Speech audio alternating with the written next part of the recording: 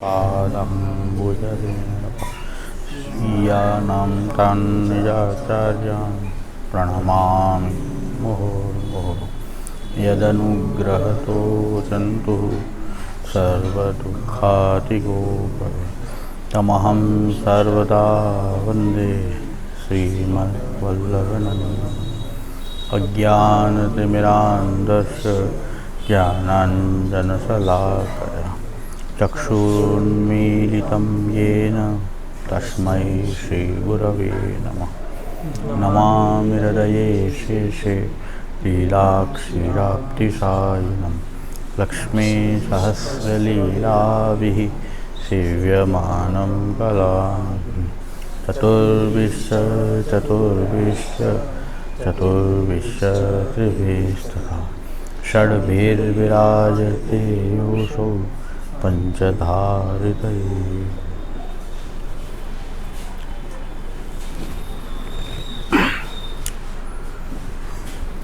ગયા વખતનું આપણે સેવા અને ભક્તિનું જે જોયું એમાં થોડુંક હજી બાકી રહી જાય છે. મને એમ કે કોઈ પ્રશ્ન કરશે, પણ પ્રશ્ન થવો જોઈએ. એક બહુ મહત્ત્વનો પ્રશ્ન છે. એમાં મેં કદાચ આ કોઈ અધ્યયન કરે તો પ્રશ્ન તો થવો જોઈએ. લગભગ કોઈ પ્રશ્ન કર્યો નથી, એટલે હું જ પ્રશ્ન કરીને હું જવાબ આપી દઉં, અને પછી આપણે આગલી વાર્તા પૂર્ણમલ ક્ષત્રિયની વાર્તા શરૂ કરશું. આપણે સેવા અને ભક્તિ કેવી રીતે એક સાથે જોડાયેલી છે, કે ભાઈ સેવા અને ભક્તિ જે છે એનો કેવો સંબંધ છે, આખો આપણે ગયા વખતે ચાર્ટ જોયો. એમાં એક શક્ય ભક્તિ જે છે એ રૂપ ભજનમાં ભક્તિમાં લઈએ છીએ આપણે. દાસ્ય અને સખ્ય ભક્તિ જે છે એ બે ભક્તિ છે. એટલે સેવામાં પણ અમુક ભક્તિ સમાવિષ્ટ છે, અને અમુક જે છે એ કેવલ ભક્તિ છે. સેવામાં આપણે તનુવિત્તજાની અંદર આપણે પાદ સેવન અર્ચન અને વંદન, એ તનુવિત્તજા સેવામાં આપણે લીધી. અને આત્મનિવેદન એ આપણું સમર્પણ છે. સેવાનું અંગભૂત મૂળભૂત જે સમર્પણ છે એ આત્મનિવેદન ભક્તિ છે. એટલે સેવામાં જે તનુવિદ્યા અને સમર્પણ, એમાં આ ભક્તિઓનો સમાવેશ થયો. અને શ્રવણ કીર્તન અને સ્મરણ એ ભગવાનનું નામ ભજન કે એના આંતર ભજન કહે કે નામ ભજન કહે. એટલે એમાં શ્રવણ કીર્તન સ્મરણ લીધું આપણે. દાસ્ય અને સખ્ય જે છે એ રૂપ ભજનની અંદર આપણે દાસ્ય અને સખ્ય લીધું. એમાં જોઈએ તો દાસ્ય આપણે હવે આપણા ઠાકોરજીના જે પાસા જે છે, બ્રહ્મ પરમાત્મા ભગવાન શ્રી કૃષ્ણ અને સેવ્ય રૂપ, આ એના પાસા જ છે. એ અલગ અલગ નથી, સ્વરૂપ અલગ અલગ નથી, એક જ સ્વરૂપના આ વિવિધ પાસા છે. એટલે કઈ ભક્તિથી આપણે કયા પાસાની સાથે આપણે જેને કહે છે સંબંધ રાખીએ છીએ, કે કેને આપણે સ્પર્શીએ છીએ, કયા પાસાને આપણે સ્પર્શી રહ્યા છીએ. છે તો એક જ સ્વરૂપ, એક જ છે, પણ એના પાસા અલગ અલગ છે. જેમ કે એક વ્યક્તિ હોય, એના માતા પિતા માટે પુત્ર હોય, પત્ની માટે પતિ હોય, મિત્ર માટે મિત્ર હોય, નોકરીમાં જાય તો કોઈનો એ નોકર હોય, કોઈ એનો માલિક હોય. કોઈ વ્યક્તિ એક જ હોય, એના પાસા અલગ અલગ હોય. એમ ભગવાન આપણા જે સેવ્ય પ્રભુ જે છે ઠાકોરજી, જેની આપણે સેવા કરીએ છીએ, એનું બ્રહ્મ હોવાનું પણ એક પાસું છે, એક પરમાત્મા હોવાનું પણ છે. એ જ બ્રહ્મમયનો છે, સર્વત્ર વ્યાપક, કણકણમાં બ્રહ્મના રૂપમાં એ જ વ્યાપક છે. સર્વની અંદર એ પરમાત્મા રૂપે બિરાજે છે. સમષ્ટિ નારાયણના રૂપમાં પણ એ જ પ્રકટ થાય છે. એટલે કીર્તનમાં આપણને વારંવાર આવે છે કે નીચે રાખે સદા મૈયા નારાયણ કરાયો. તો નારાયણ રૂપે પણ આ જ એનું એક પાસું છે નારાયણ હોવાનું, કે ભૂલી ન જાઓ કે તમારો કંઈ નાનો આ બાળક છે, કે સામાન્ય બાળક નથી, પણ નારાયણ પણ છે આ. તો એ નારાયણ હોવાનું પણ એને એક પાસું પરમાત્મા હોવાનું છે. અને અવતાર કાળની અંદર એ નિત્યના વ્યાપી વૈકુંઠાદી ધામમાં એ ભગવાનના રૂપમાં બિરાજે છે. ઐશ્વર્ય વીર યશસ્વી જ્ઞાન વૈરાગ્ય સંયુક્ત જે સ્વરૂપ જે છે એ ભગવાન છે. તો ભક્તિથી ભગવાનનો અનુભવ થાય છે.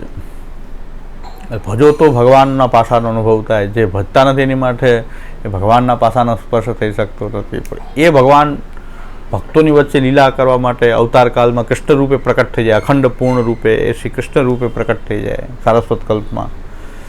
અને બધી જે લીલાઓ આપે કરી વ્રજમાં પ્રગટીને, એ બધી દ્વારકા લીલા આદિ બધી લીલા, રાજલીલા, પ્રૌઢ લીલા, મથુરા લીલા, એ બધી પ્રભુએ પોતાના અવતાર કાળમાં કરી એ કૃષ્ણ લીલા છે.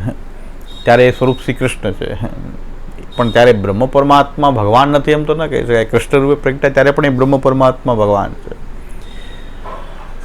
એવી જ રીતે હવે અવતાર કાળમાં એ કૃષ્ણ જે છે, જે ભક્તોનો નિરોધ કરવા માટે, સર્વ ભક્તોનો નિરોધ કરવા માટે વ્રજમાં પ્રગટા વ્રજસ્થને બધા જ ભક્તોનો, અવતારકાલીન જેટલા પણ ભક્તો છે એનો બધાનો નિરોધ કરવા માટે આપે વિવિધ લીલા કરી. એ જ ઠાકોરજી અત્યારે અવતાર કાળની અંદર એક સેવ્ય રૂપ ધારણ કરી અને આપણા ઘરે પધારે અને આપણા પરિવારનો નિરોધ કરે. એનો ક્ષેત્ર સીમિત થઈ ગયું છે કે વાં આખું વ્રજ છે, અહીં આપણું ઘર અને આપણો પરિવાર જેનું આપણે સમર્પણ કરીએ છીએ એ બધાનો નિરોધ કરવા માટે એક સેવ્ય રૂપ ધારણ કરીને શ્રી કૃષ્ણ પુનઃ પ્રગટે. હવે આપણે જન્માષ્ટમી આવી રહી છે, તો જન્માષ્ટમી એ જ ઉત્સવ આપણે મનાવીએ છીએ કે એ કૃષ્ણ જે છે આપણા ઘરમાં એનું પણ પ્રાકટ્ય થઈ રહ્યું છે. એટલે હવે બહુ મહત્ત્વની બાબત એ છે કે સેવ્ય હોવાનું એક પાસું અને કૃષ્ણ હોવાનું પાસું. કૃષ્ણનું જ સ્વરૂપ છે એટલે એ કૃષ્ણ લીલાને આપણે સેવ્યમાં એની સેવાની અંદર જોવી અને સેવ્યની જે સેવા છે એને કૃષ્ણ લીલા તરીકે જોવી. એમ બેને એકમેક કરવાની આપણે સતત એ કૃષ્ણની લીલાને સેવામાં લઈ આવવી અને સેવાને પાછી કૃષ્ણ લીલામાં લઈ આવવી, સેવ્ય સ્વરૂપને. એ રીતે આપણે કીર્તનો દ્વારા, સેવાના જે કીર્તનો જે છે એના દ્વારા આપણે કે આ કૃષ્ણ લીલાનો અનુભવ સેવામાં, એટલે સેવાને એ કૃષ્ણ લીલાને આપણી સેવામાં લઈ આવવી કે ખાલી ઠાકોરજી બિરાજે એમ નહીં, પણ લીલા સહિત એ આપણને અનુભવ થાય. અને આપણે જ્યારે લીલાઓનું અવગાહન કરતા હોઈએ ત્યારે આપણા સેવ્યને એ કૃષ્ણના રૂપમાં જોવું કે જે પ્રગટીની જે લીલા જેની ગાઈ રહ્યા છે એ આની જ ગાઈ રહ્યા છે, જે આપણા ઘરે ઠાકોરજી જે બિરાજે છે. આ રીતે આપણે જ્યારે સેવા અને કથાનું આવર્તન આપણે કરવા માંડીએ ત્યારે કૃષ્ણ અને સેવ્ય રૂપ જે છે બે આપણને એક જ સ્વરૂપે અનુભવ થવા માંડે. કારણ કે બે કૃષ્ણનું જ સ્વરૂપ હોવાથી એ સેવ્ય પણ છે ને શ્રી કૃષ્ણ પણ છે. ભક્તિમાં આપણે શું કરીએ છીએ કે શ્રવણ કીર્તન સ્મરણ કરીએ છીએ તો કૃષ્ણનું કરીએ છીએ, કારણ કે શ્રવણ કીર્તન સ્મરણમાં તો બધી કૃષ્ણની લીલાઓ છે. એ કૃષ્ણ લીલામાં આપણે પોતાના સેવ્યને પધરાવીને જોઈ શકીએ છીએ.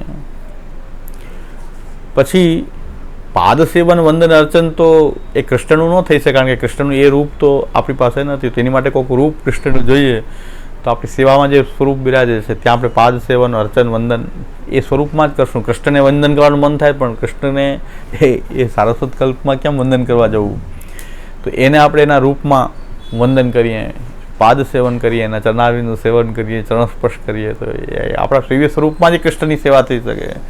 પાદ સેવન અર્ચન વંદન ભક્તિ આપણા જે સેવ્ય રૂપ છે એમાં જ થઈ શકે છે. આમાં બે મોટા પ્રશ્ન આજે લેવાના છે. એ ન થાય તો આપણે આટલી બધી ચર્ચા કરીએ અધૂરી રહી જાય. ઘણા પાછું ભેદ જોવા મળે, સેવ્ય અને કૃષ્ણ, સેવ્ય અને કૃષ્ણનો ભેદ લાગવા માંડે. એ ભેદના રૂપમાં જોવું જોઈએ. એ આપણી સાધના છે, આખી આપણી સેવા કથાની આપણી સાધના જે છે કે સેવ્ય રૂપમાં આપણને એ કૃષ્ણનો જ અનુભવ થાય. અને જ્યારે કૃષ્ણ લીલા ગાઈએ ત્યારે આપણે સેવ્યનો અનુભવ કરીએ એમાં કે આપણા સેવ્ય જ અહીં કૃષ્ણ રૂપે આ લીલા કરી રહ્યા છે.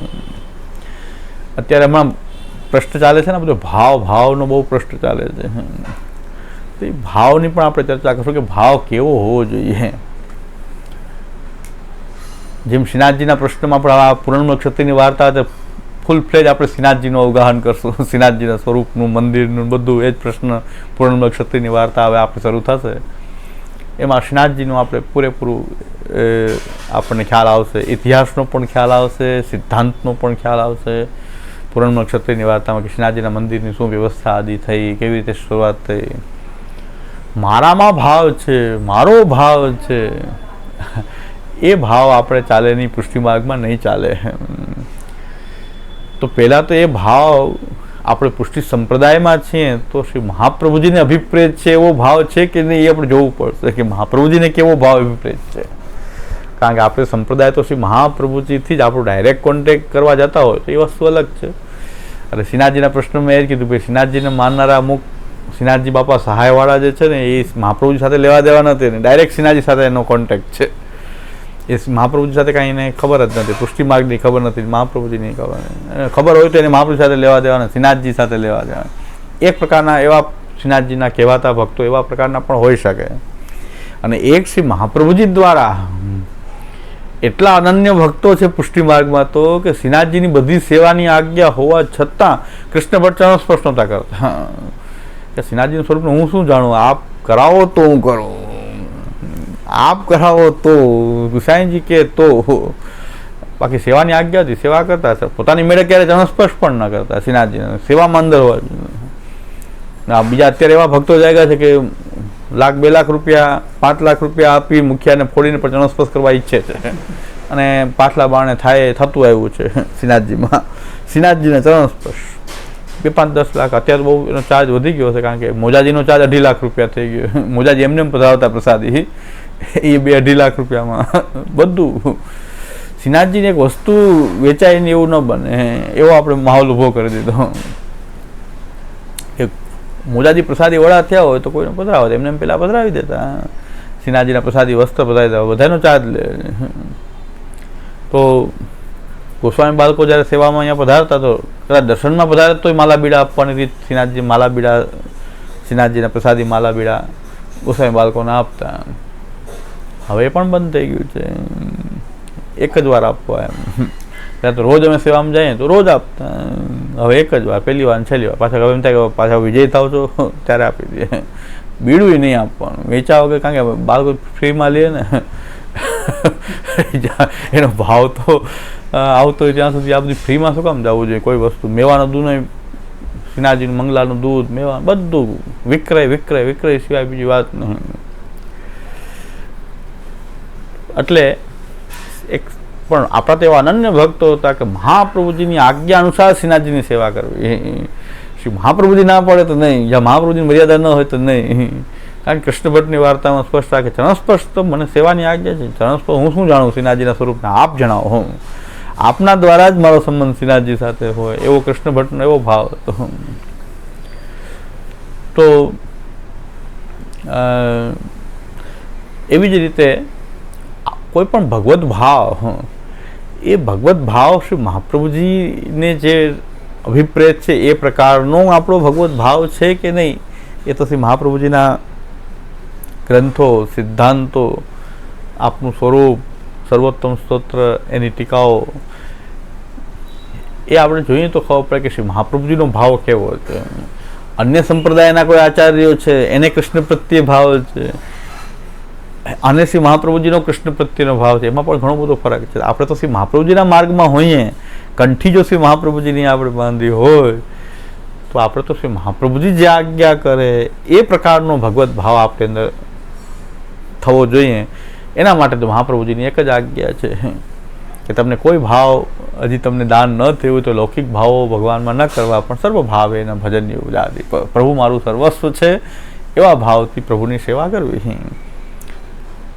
હજી આગળ ભાવને પ્રગટાવવા માટે મહાપ્રભુજી આજ્ઞા કરે છે કે ભાવ નયા સિદ્ધ સાધનમ નાન્ય દેશે. ભક્તોના ભાવની ભાવના કરવી, ભક્તોના કેવા ભાવ પ્રભુમાં છે એની ભાવના કરવાથી તમને કોઈ ભાવ આપણને દ્રઢ થઈ શકે.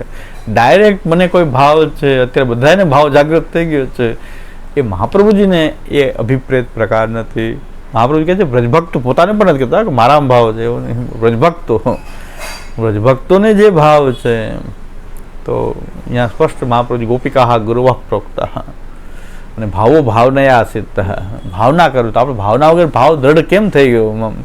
ભાવના જ નથી કરી આપણે ક્યારેય, ભક્તોના ભાવની ભાવના નથી કરી તો ભાવ કેમ આવી ગયો, ક્યાંથી આવી ગયો ભાવ? મહાપ્રભુજી તો ના પાડે છે કે એવી રીતે નહીં.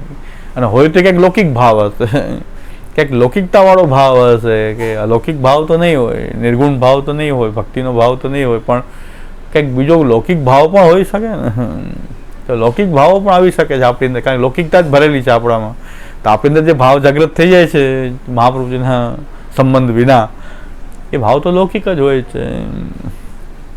એટલે આપણે બધામાં શ્રી મહાપ્રભુજીને શું અભિપ્રેત છે આપણે જાણવું જોઈએ, કારણ કે આપણે મહાપ્રભુજીના સંપ્રદાયમાં છીએ, અને સંપ્રદાયમાં શ્રી મહાપ્રભુજી જે આ સંપ્રદાયના સ્વામી છે, તો મહાપ્રભુજીને હંમેશા આપણે પહેલાં આગળ રાખીએ તો જ આપણું કલ્યાણ થઈ શકે એવું છે. બાકી આપણે મહાપ્રભુજીને એક બાજુ કરીને ડાયરેક્ટ શ્રીનાથજી સાથે કે ઠાકોરજી સાથે કોન્ટેક્ટ કરવા જઈએ તો એ શક્ય જ નથી. કારણ કે શ્રીનાથજી પોતાનું કયું રૂપ પ્રકટ કરી રહ્યા છે જ ખબર ન પડે. ઠાકોરજી આપણી અંદર ભગવાન ત્યાં પુષ્ટિ રૂપ પ્રકટ કરી રહ્યા છે કે મર્યાદા રૂપ પ્રકટ કરી રહ્યા છે કે આસુરોને મોહિત કરવાવાળું રૂપ પ્રકટ કરી રહ્યા છે. ભગવાન તો સર્વતંત્ર સ્વતંત્ર છે. તો પ્રકટ થાય કે મૂર્તિ જોઈને પ્રકટ ન થાય તો શું કરવું? એને બાંધી કેમ શકાય? પરબ્રહ્મ પરમાત્માને કેમ બાંધવું? એ શ્રી મહાપ્રભુજી દ્વારા જ એ બંધાયેલા છે, બાકી કોઈથી બંધાયેલા નથી. મહાપ્રભુજીની મર્યાદાનું ઉલ્લંઘન કર્યું તો ઠાકોરજી કહે હવે હું બંધાયેલો છૂટમાં છું, હવે હું બંધાયેલો નથી. પણ શ્રી મહાપ્રભુજીની એવી ભક્તિ છે પ્રભુમાં, કૃષ્ણમાં, અને મહાપ્રભુજી દ્વારા, અને પ્રભુએ વચન પણ આપ્યું છે કે આપના દ્વારા જે કંઈ મને શરણે આવશે કે સમર્પિત થશે એને હું ક્યારેય છોડીશ નહીં. તો શ્રી મહાપ્રભુજીને આપેલું વચન છે. આપણે પોતાની યોગ્યતા માનવા માંડશું તો કેવલ અહંકારનું જ પોષણ કરશું, દૈન્ય ભાવ આપણો હશે જ નહીં. એટલે શ્રવણ કીર્તન જે સ્મરણ જે છે આપણે કૃષ્ણ લીલાનું કરીએ છીએ, કૃષ્ણનું કરીએ છીએ. અને પાદ સેવન વંદન અર્ચન જે સેવ્ય પ્રભુનું કરીએ છીએ. આત્મનિવેદન ક્યાં કરવા જવું? આત્મનિવેદન કોની સેવા માટે કરીએ છીએ? સમર્પણ કોના માટે કરીએ છીએ? તો એ સેવ્ય પ્રભુની સેવા માટે જ આપણું સમર્પણ છે. આત્મનિવેદન પણ, સમર્પણ તો આપણા સેવ્ય પ્રભુની સેવાર્થ છે. ભલે ગુરુદેવના ઠાકોરજી સન્મુખ કર્યું હોય પણ છતાં પણ સેવા કોના માટે કર્યું? પોતાના ઘરમાં ઠાકોરજીની સેવા કરવા માટે સમર્પણ કર્યું છે. કારણ કે એ બ્રહ્મ હોવાનું પાછું તો બધે હોવાથી ત્યાં એને બ્રહ્મનો સંબંધ છે. પણ કૃષ્ણ સંબંધ તો હરિરાયજી એમ આજ્ઞા કરે છે કે બ્રહ્મ સંબંધ દીક્ષા વખતે બ્રહ્મ સંબંધ થાય છે. એના બ્રહ્માત્મક હોવાના પાસાથી સંબંધ, બ્રહ્મ બધે હોવાથી એનો સંબંધ થાય છે. પણ ભગવત સેવામાં જ્યારે આપણે પ્રવૃત્ત થાય ત્યારે કૃષ્ણ સંબંધ થાય. કૃષ્ણનો સંબંધ તો આ સેવ્ય સ્વરૂપની સેવામાં છે. એટલે આત્મનિવેદનનો પણ પ્રકાર એ કૃષ્ણ સેવા જે ઘરમાં ઠાકોરજી બિરાજે છે એમાં જ થાય છે. અહીંયા કૃષ્ણનો અનુભવ તો ત્યારે જ થાય, એનો સંબંધ પણ ત્યારે જ થાય. અને બહુ આનંદ આવે વાત તો હજી એક બે રહી ગઈ, એટલે મેં કીધું આપણે ભલે પૂર્ણમલ ક્ષત્રિયની વાર્તા પછી શરૂ કરીએ, પણ બહુ આનંદદાયક વાત છે. જેને ભક્તિ માર્ગી જીવન જીવવું એના માટે બહુ આનંદદાયક વાત છે. નંદ મહોત્સવ જેવી વાત છે આજે આપણે લેવાની છે. એટલે મેં કીધું આ તો કરી જ લે, નંદ મહોત્સવ તો કરી લેવો જોઈએ. પછી પૂર્ણમલ ક્ષત્રિયની વાર્તા પછી આ ભૂલાઈ જાય તો પાછું અત્યારે યાદ આવ્યું જ છે. તો 3 વાત આજે કરવાની છે ખાસ, બીજી કોઈ વાત ન કરતા 3 વાત ઉપર ધ્યાન દઈએ. તો આજે ભક્તિની જે આ પ્રક્રિયા છે એમાં દાસ્ય અને સખ્ય બે વિરોધી છે. જેના સખા હોય એના દાસ ન હોય, દાસ હોય તો સખા કેમ? પરસ્પર વિરોધી વાત છે. દાસ્ય અને સખ્ય બે નિભાવવું. સખા ભાવ થાય તો દાસ્ય ક્યાં રહ્યું? દાસ્ય થાય તો સખ્ય ભાવ ન હોય. જેના આપણે નોકર હોય એમાં સખ્ય ભાવ થોડો હોય, એને મિત્ર થોડો, માલિક હોય એને આપણે હાથમાં નાખીને હાથના બાજુમાં બેસી હાથમાં હાથ નાખીને એવું તો શક્ય તો માલિક કે ન. તો એ બેયનું બેલેન્સ કરવા માટે ત્યાં આત્મનિવેદન છે કે જ્યારે આપ જે પ્રકારની લીલા કરશો એવો ભાવ અમે અમારી અંદર, આપ સ્વામી બનીને બિરાજશો તમે દાસ બની જશો. કારણ કે અમે તો આત્મનિવેદન કરેલું છે. આત્મનિવેદન અર્થ એ છે કે અમે તો આપના ચરણમાં પડી ગયા છે, આપણે જે કરવું એ કરો. દાસ્ય ભાવ જગાવો, દાસ્ય ભાવ જગાવો, સખ્ય ભાવ જગાવો, તમે સખા બની જશો. દાસ્ય ભાવ જગાવવાનું, આપણે ખેલવાનું મન થશે વસંતમાં તો અમે ત્યારે સખા બનીને ખેલાવશું, ગાડી પણ દેશું. કારણ કે આપણી જ ઈચ્છા છે સખા બનવાની, તો અમે દાસ્ય ભૂલી જશું. એટલે આપણે ત્યાં શું થાય છે, ખેલ વખતે ઠાકોરજીને વસ્ત્ર ચરણમાં બિછાવવામાં આવે, દાસ્ય ભાવનું સ્મરણ ન થાય તો જ ખેલનો આનંદ આવે. કે હિલમિલ ખેલો હોંપી હમસો માનો શીખ અમારી. સાથે મળીને રમશો તો ઉપર બિરાજો તો ખેલ ન થાય, સાથે રમીએ તો ખેલવાનો આનંદ આવે. એટલા માટે ખેલ વખતે એ ચરણ ઉપર એક વસ્ત્ર બિછાવી દેવામાં આવે ઠાકોરજી. દાસ્ય ભાવ સ્મરણ ન થાય, કારણ પરસ્પર વિરોધી દાસ્ય અને સખ્ય એ પરસ્પર વિરોધી ભાવ છે. એટલે એનું બેલેન્સ કરવા માટે આત્મનિવેદન છે કે જે ભાવ જગાવે છે અમે તો અમારી આત્મા સહિત અમે આપના જે કાંઈ આત્માના આત્મીય પદાર્થ છે એનાથી આપના થઈ ગયા છીએ. આપણે જ્યારે સ્વામી પદે અમને અનુભવ થશે તો અમે દાસ્ય બની જશું. જ્યારે સખા ભાવના આપણી ઈચ્છા હશે તો અમે આપના અપ્રેરિત પ્રિયકરણમ સખ્યમ, કેવળ સુખનો વિચાર કરવો એ સખ્ય છે. એટલે આપણે જે સેવા આખી કરી રહ્યા છીએ એમાં કાંઈક આપણો સખ્ય ભાવ છે. દાસ્ય ભાવ પણ છે, સેવા કરીએ એટલે દાસ, આ બધા ગોટાળો કોઈને સમજમાં આવે એવું નથી. એટલે પુષ્ટિ માર્ગ સમજાય નહીં. અધિકારી પાંખે વાળી નહીં ખોડે ઊંચા. અધિકારી પાંખે અધિકારી સમજી જશે કે આ બધી વાતને, અનધિકારી એમ લાગે આ બધું શું ગોટાળાવાળી વાત. ભાઈ દાસ્ય સખ્ય એવું જ છે કે આપણે સર્વભાવે ને ભજનીય જાતિ એ સિદ્ધાંત છે. તો આપણે આપણું જે આખી સેવા છે મૂળભૂત દાસ્ય ભાવથી સેવા કરીને સેવક તરીકે હોય તો દાસ, અને જે આપણે કરી રહ્યા છીએ ઠાકોરજીના સુખનો વિચાર એ સખ્ય ભાવ છે આપણો કે ઠાકોરજીનો પરિશ્રમ ન થાય, આમ પરિશ્રમ ન થઈ જાય, આમ ન થાય, ઠાકોરજીની ઠંડી ગરમી આ તે બધું પ્રકારનો વિચાર, સુખનો જે વિચાર જે છે. અત્યારે રાગ ભોગ શૃંગારને એવો મારો બોલાયો આપણે તો હવે શું પરિસ્થિતિ ઉત્પન્ન થઈ ગઈ. લોકોને એટ્રેક્ટ કરવા માટે વિવિધ પ્રકારની સજાવટો આપણે કરવામાં, ઠાકોરજીના સુખાર્થ કરીએ તો એમાં પહેલાં વિચાર કરીએ કે ઠાકોરજીનું સુખ થાય એ સજાવટ છે કે લોકોને ખાલી ગમે એવું છે. તો હવે પ્લાસ્ટિકના ફૂલોના ઈંડોળા, ઠાકોરજીને જાય ઉલટાની ગરમી થાય, ફોકસ લાઇટો, લાલ પીળી હરી લાઇટો બધા જોવા મળે છે હવેલીઓમાં. બધું યુટ્યુબમાં પાછું બધું આવે છે, યુટ્યુબમાં મુકાયેલું છે. પણ એમાં લાલ પીળી ફોકસ લાઇટો ચારો બાજુ શો હોય ઠાકોરજીનો એવું. આની શું આખી સજાવટ છે. સજાવટ એવી હોય કે જેનાથી ઠાકોરજીનું સુખ થાય. કુંજની સજાવટ કરે, ફૂલની સજાવટ કરે, એમાં ઠાકોરજીનું સુખ થાય. એ બધો કુંજ ફૂલ આ સીમિત હતું ઈંડોરામાં, કુંજ અને ફૂલ સુધી સીમિત હતો. પછી આપણને એમ થયું કે શાકભાજીના ઈંડોરા કરીએ તો એ શાકભાજી આપણે બધું બાંધવા માંડ્યા. પછી કે ફ્રૂટ ના કરીએ તો ફ્રૂટ બાંધો. પછી આગળ વધતા હતા સૂકા મેવાના ઈંડોરા સજાવટ ભાઈ કરી રહ્યા છે. સૂકા મેવાને સામગ્રી કરીને ઠાકોરજી આરોગ્ય તો આનંદ આવે, ખાલી બાંધેલા હોય ખાલી એમાં શું ઠાકોરજીનું સુખ છે કંઈ સમજાતું નથી. પણ હવે વર્ષોથી ચાલે છે આ બધું. એમ કે આને બધી વાતમાં વાંધો છે, આને સેવા નથી કરવી એટલે એને વાંધો નહીં. સાચા સૂકા મેવા હતા ત્યાં સુધી વાંધો નહીં. હવે એમાં શું આવી ગયું, તૈયાર પ્લાસ્ટિકના સૂકા મેવાના પટ્ટા સીધા તૈયાર પ્લાસ્ટિકને. ઠાકોરજી કદાચ ભૂલથી એમ થાય કે જોઉં અરોગીને તો પ્લાસ્ટિકને લઈ જ ન શકે, પ્લાસ્ટિકના ભરીને આ હાલત થઈ ગઈ. ક્યાં પહોંચશે શું થાય. હવે આપણી પાછું જેમ આપણા માર્ગની કોપી અમુક સંપ્રદાયવાળા કરતા હતા, બિસ્કિટના ઈંડોળા, પીપરમેન્ટના ઈંડોળા, એ લોકો જેવું કરતા હતા, ઘડિયાળના ઈંડોળા એકાદ 6 વાગે બધામાં ટન ટન ટન બધા એ પુષ્ટિ માર્ગનું અનુકરણ કરી અને એને શરૂ કર્યું. આપણે પાછું એનું અનુકરણ ના કરવા માંડીએ તો સારું, ક્યાંક આપણીમાં એ ન આવી જાય ફરતું. જેમ ઘણા મને મારા પ્રવચનની કે ક્લિપ છે, પછી મેં હમણાં જે વિડીયો મૂક્યો હરિરાયજી મહારાજશ્રીનો અને બધું મિક્સ કરીને એક વિડીયો બનાવીને મૂક્યો, એ ઘણા મને સેન્ડ કરે જ પાછું. મેં કીધું મેં તો અમદાવાદના મિત્રો મને મોકલો. મેં કીધું મેં જ તો મૂક્યો છે. એટલે આપણે એવું આપણામાંથી ઓલા બધું લીધું, એ લોકો ઘડિયાળના પીપળના એવા ઈંડોળા કરવા માંડ્યા. એ પાછું ક્યાંક આપણે ના આવી જાય. એ કઈ એની કઈ આ તો આપણામાંથી એને લઈને એ લોકોને સમજાણો નહીં આપણો ભાવ. તો આપણે કુંજના ફૂલના કરતા હતા, એ લોકો વધારે ને આગળ પીપરમેન્ટ ને બિસ્કિટ ને મોબાઈલના બધા ઈંડોળા કરે. તો એ વસ્તુ પાછી આપણે ત્યાં ના આવી જાય. તો હિંડોરાની અંદર આખું આવું તે કુંજનો ભાવ છે મુખ્યત્વે, કુંજાદિકના જે. અને જોઈ લેવું કે કેના હિંડોળા હોય એ પ્રકારના કીર્તનો છે. સૂકા મેવાના હિંડોળાના કીર્તન મળતા નથી. સૂકા મેવાના હિંડોળાના બધા કીર્તન મળતા નથી. એટલે આ બધું સજાવટનો પ્રકાર વધારતા લોકોના રંજન કરવા માંડે. આપણું મનનું રંજન કરવા માટે પ્રભુ આપણા ભાવનું પોષણ કરે એવો મનોરથ કરતા હતા. માતાનું મન રંજવા વાલો, આરોગ્ય બહુ સ્વાદ. આપણા ભાવનું પોષણ કરવા માટે આપણે તો લોકોને સારું દેખાય એવું કે કરતા હોય. લાઇટો ને ફુગ્ગા ને બધું હવે આપણે ગોઠવવા માંડ્યા.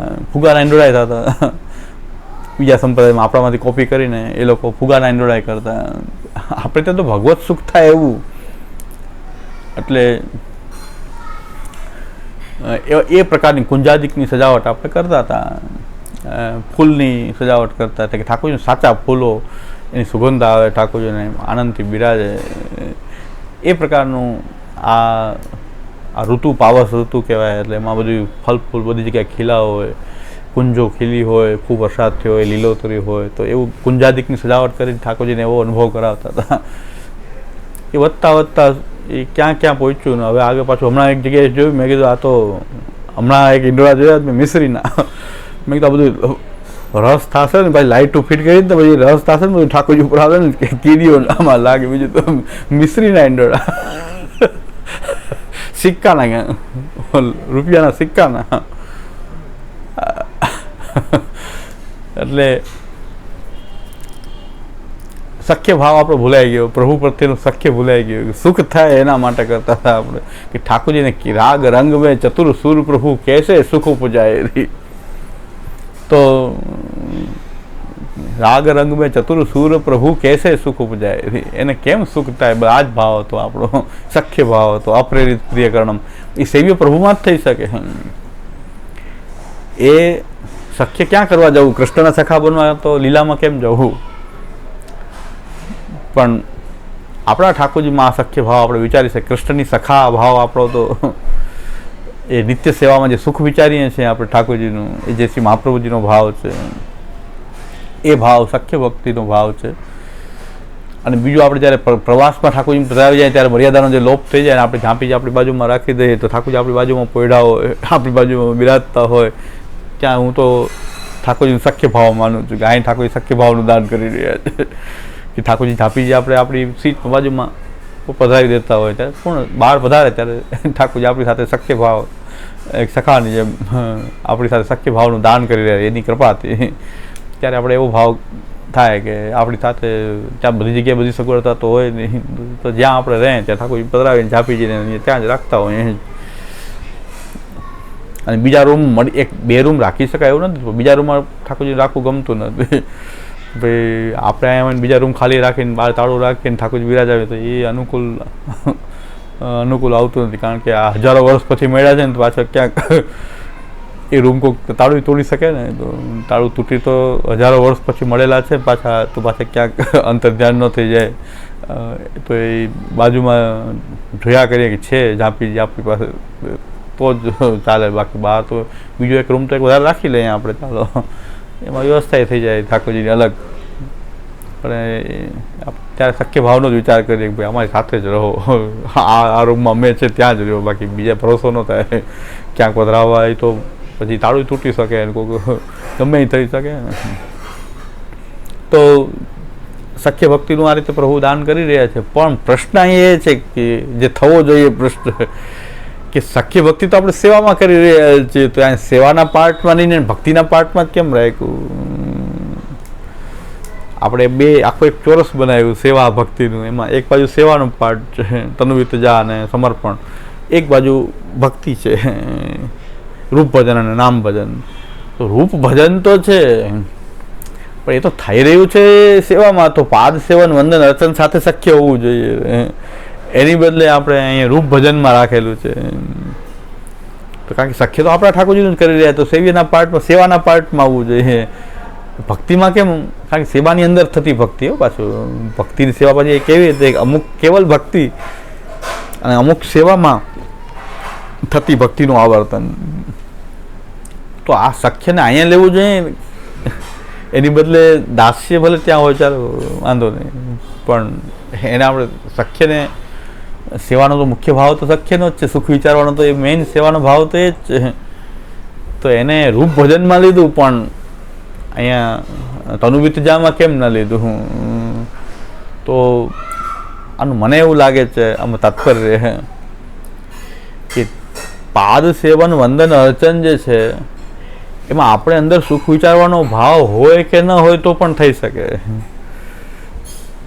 પણ એ તનુવિતજા કરતાં કરતાં આપણે આપણા ઠાકોરજીનો સુખનો વિચાર સ્વયં કરવા બનીએ ત્યારે એ શક્ય એ થાય. એ તો જ્યારે ભક્તિ જાગૃત થાય તો જ થઈ શકે. સેવામાં તો આપણે ક્રિયાવત કરી શકીએ, ક્રિયાવત તો એ કરી શકીએ, પણ એ ભાવ જે છે એ વિશેષ સુખનો વિચાર ત્યારે જ સ્ફુરે. ઘણા ઠાકોરજી આમ પધરાવી લેતા હોય, આમ આમ આમ શિંગાર કરી લે, આમ કરીને આમ પધરાવી દે, રીત બધી જાણતા હોય, પણ ઠાકોરજીને પધરાવે અહીંથી સ્વરૂપ આમ લઈને ઘણા ને જોયા છે સીધા આમ જ ઠાકોરજીને પધરાવે. તો અહીંથી તમને આમ કોઈ પકડે તો ખબર પડે, ગરદનથી કોઈ પદ્ધતિ.